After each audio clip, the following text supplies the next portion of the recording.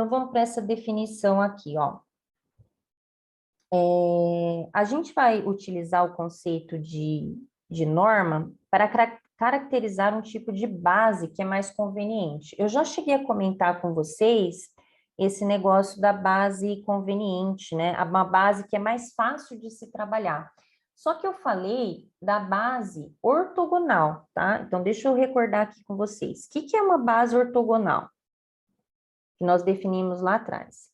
É uma base cujos vetores... Tá ok, Werlis, beleza, sem problemas, tá? É uma base cujos vetores são 2 a 2 ortogonais, tá? Então, essa base ortogonal, eu vou ter o VI e o VJ, o produto interno entre eles, igual a zero, tá?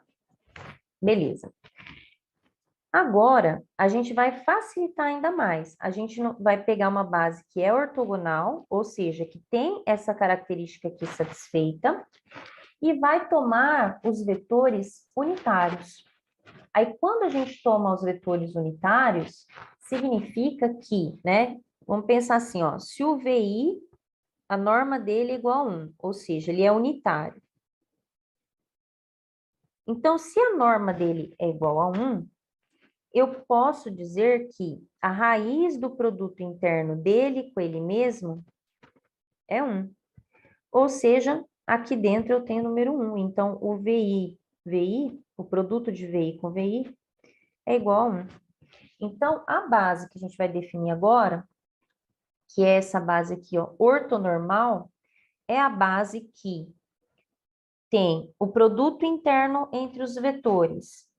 Ele vai ser 0 se o I diferente de J, ou seja, ela é uma base ortogonal, e vai ser 1 se o I igual a J. Ou seja, se o produto interno de VI com VI é igual a 1, então a raiz desse produto interno também é 1, ou seja, ele é unitário, é um vetor unitário, tá? Então, uma base ortonormal vai ser uma base que é ortogonal, ou seja, o produto interno de VI com VJ é 0, e o produto interno de VI com VI, né? Veja que aqui I é igual a J, VI com VI é igual a 1, ou seja, o vetor é unitário, tá? Então, essa base ortonormal é só essa coisa, essa adição dessa característica com relação à base que é ortogonal, tá? Então, beleza. Vamos ver essa observação aqui, ó. Observe que se tivermos uma base ortonormal de vetores, né, vai ter V1 até Vn, os coeficientes de xi de um vetor W, então esses coeficientes aqui, ó, x1 até xn, eles vão ser dados por essa expressão aqui. Essa parte aqui nós já vimos lá atrás, que é o coeficiente de Fourier, tá? Então deixa eu escrever aqui. Essa parte aqui, ó, é o coeficiente de Fourier. Eu não sei se vocês vão lembrar, mas como é que a gente encontrava essas coordenadas, né? A gente fazia o produto interno, né? A gente ia fazendo um por um, né? Pegava o W, fazia com V1. Se eu fizer o produto de V1 com W, eu vou achar uma expressão para X1. X1, e aqui vai ficar só V1, V1, né? Que os outros produtos internos vão se anular. E aí eu vou ter que X1 era V1W dividido por V1, tá? Não sei se vocês lembram, mas a gente fez essa demonstração, né? Então, eu vou ter, né, generalizando que o meu XI, né, vai ser igual ao produto de VI com W, VI com VI. Isso na base ortogonal, né? Que a gente só tem o produto interno entre os vetores é 0. Mas se ela for ortonormal, essa parte aqui de baixo dá 1, que é isso que ele está colocando ali, ó. Se essa parte aqui dá 1, então a coordenada do vetor, ela pode ser escrita como produto interno de VI com W, ó, que é o que está aqui, tá? Então, se for uma base ortonormal, né, o O coeficiente do vetor, né, esses coeficientes xi, que são as coordenadas do vetor, vai ser igual a WVI, tá? Bom, então vamos ver esse exemplo aqui, ó. Deixa eu apagar aqui, que eu já fiz isso lá atrás. Aqui.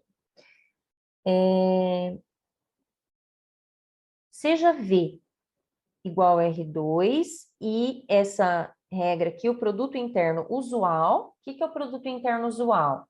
É coordenada vezes coordenada, né? E eu somar todos esses produtos. E beta, essa base aqui, que é uma base ortonormal, né? Por que essa base aqui é ortonormal, né? Porque eu tenho o produto interno entre os vetores, né? VI com VJ. VI com VJ é 0 se I for diferente de J. E é 1, né? Se eu fizer VI com VI, por exemplo, se eu fizer V1 com V1, dá 1. Se eu fizer V2 com V2, também dá 1, tá? Então, por isso, ela é uma base ortonormal. Nós temos que o X1 é o produto de V com V1. E o X2, que é a segunda coordenada, vai ser o produto de V com o V2, tá? Então, nós só vamos ver por que acontece isso, mas aqui já, na verdade, já está a resposta das coordenadas, né? Então, pensem assim, né? Se eu tenho um vetor V lá no R2, tá? Então, vou ter um vetor V, que é o XY, né? Quem que seriam minhas coordenadas, ó? Minhas coordenadas vai ser x, que multiplica o V1, mais o y, que multiplica o V2. Então, as minhas coordenadas de V com relação a essa base beta, essa aqui é a notação, né? É o x, y, que são essas constantes que estão aqui, que é o que ele chama lá de x1 e x2, tá? Acho que eu vou até usar x1 e x2 para ficar igualzinho que está no enunciado. Peraí, deixa eu só mudar aqui. x1, x2, aqui vai ser x1, x2. E aqui também. Aí. E fica igualzinho que tá lá, tá? Então, a gente sabe que vai ser x1 e x2 as coordenadas. E aí, a gente quer mostrar que x1 e x2 é esse produto interno aqui, tá? Só para a gente verificar. Então, veja que, se eu quiser achar o x1, né? Como que eu vou fazer? Eu vou fazer, pela fórmula aqui do coeficiente de Fourier, ó, se eu quiser achar o x1, eu vou fazer o produto interno do vetor, né? Aqui tá W, mas aqui no nosso exemplo é o V, né? Com V1. E aqui embaixo seria V1 com V1. Mas veja que, né? Essa parte aqui vai dar 1, né? Porque se eu fizer o produto interno de 1, 0 com 1, 0, vai dar 1, né? Então, eu nem preciso colocar, eu coloco só o numerador aqui, ó. Tá? Seria o produto interno de V com V1. Quem que é o produto interno de V com V1? Vai ser x1, x2, né? Com 1, 0. Produto interno aqui, ó. Produto interno vai ficar x1 vezes 1 mais x2 vezes 0. Então, vai dar o x1, né? Então, é exatamente isso, ó. É o produto interno, né? Do vetor com 1, 0, tá? Então, deixa eu só apagar aqui, ó, que o x1 já está ali na frente. E o x2 vai ser o produto interno do vetor com o segundo vetor da base. Então, vai ser x1, x2, que multiplica, né, o produto interno, né, na verdade, 0, 1.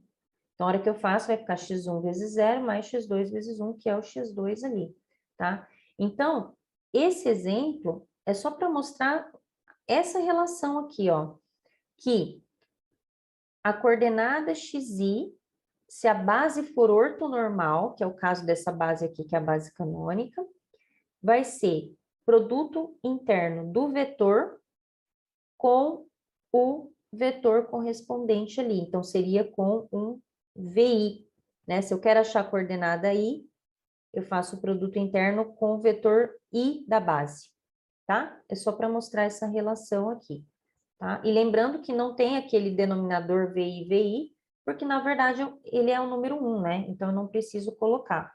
Então, ó, essa é a fórmula da coordenada para uma base ortonormal. Vou só resgatar da base ortogonal para vocês não ficarem com dúvida. Se a base for ortogonal apenas, eu só tenho produto interno entre eles igual a 0, não tenho que é 1, né? Então, a minha fórmula fica assim, ó. V com VI, VI com VI, tá? Então, essa é a diferença entre eles, tá? Então, meu XI vai ser assim, tá bom? Porque nesse primeiro caso, VI com VI é igual a 1, tá? Então, tá, beleza. Deixa eu ver aqui. Tá. Esse processo de ortogonalização de Gram-Schmidt, eu vou só fazer uns comentários sobre ele, mas depois eu vou fazer a demonstração em videoaula, tá? Na sexta-feira, para não ficar muito cansativo hoje, porque ela é bem longa. O que é esse processo de ortogonalização de Gram-Schmidt? O nome já fala, ó, ortogonalização. Então, lembra que eu comentei com vocês, quando a gente tem uma base ortonormal, as contas ficam mais fáceis, né? Então, para que eu torne uma base qualquer em uma base ortonormal, tá? Ó, então, eu vou colocar assim, ó. Eu tenho uma base qualquer e eu quero transformar em uma base ortonormal para facilitar a minha vida, tá? Então, primeiro, eu vou ter que transformar em uma base ortogonal. Então, o primeiro passo, aqui são vetores quaisquer. Aqui, os vetores têm essa característica, o produto interno entre eles dá 0, daí diferente de J. E daqui para cá, ó, então daqui eu venho para cá, base ortogonal, e daqui eu venho para cá, base ortonormal. O que vai faltar? Ó, já vai ter essa condição aqui, ó, VI e VJ igual a 0 para I diferente de J. Só vai faltar VI com VI igual a 1. Ou seja, para I igual a J, eu tenho esse produto igual a 1, é isso que vai faltar. Mas essa parte aqui, gente, ela é muito simples de fazer. Porque se eu escrevo que o produto de VI com VI é igual a 1, eu estou dizendo que o vetor é unitário. Por quê? Que a raiz do VI vai ser 1 também. Então, eu estou dizendo que a norma de VI é igual a 1, ou seja, ele é unitário. E aí, a gente viu, tanto lá em GA como aqui nessa disciplina também, que a gente sabe fazer um vetor virar unitário. Como é que a gente faz um vetor virar unitário? A gente divide pelo módulo dele, né? Divide pela norma dele. Então, essa parte aqui, de base ortogonal para base ortonormal, ela é muito simples de fazer. O difícil é sair daqui, que são vetores quaisquer, tá? Eu vou ter lá um W1 até Wn qualquer, e conseguir que... Deixa eu colocar V1, né? É que vai mudar, né? Não vai ser o mesmo vetor. Mas eu tenho aqui esses vetores, e aí conseguir que o produto interno entre eles seja igual a 0. Então, essa parte aqui é que é difícil. Então, a gente precisa de um modelo, um método, né? Uma forma de fazer isso aí acontecer. Então, Gram, aqui são dois matemáticos, né? Mas essa junção esses dois matemáticos, né, uniram as teorias ali, e esse método tem o nome deles, né? Esse método ele faz isso, ele transforma uma base qualquer de um espaço vetorial numa base ortogonal, por isso que chama ortogonalização, só que automaticamente a gente consegue já obter uma base ortonormal, porque a gente sabe fazer os vetores tornarem unitários depois, tá? Então, primeiro a gente obtém a base ortogonal por esse processo, e depois a gente vai tornar os vetores unitários, que aí é coisa simples de fazer, tá? Então, essa é a ideia.